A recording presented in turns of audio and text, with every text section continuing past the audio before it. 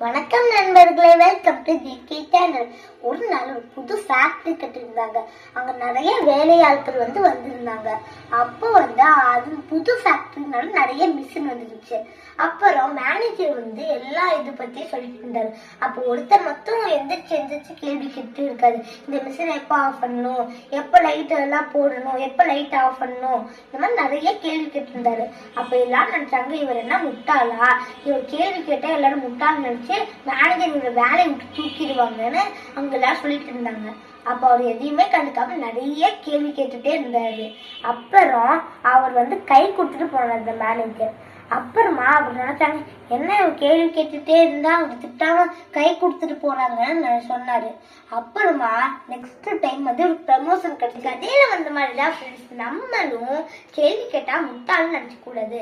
நம்ம கேள்வி கேட்டா ஒரு தடவை தான் முட்டாளா இருப்போம். நம்ம கேள்வியே கேட்காம இருந்தா பல தடவை முட்டாளா இருப்போம்.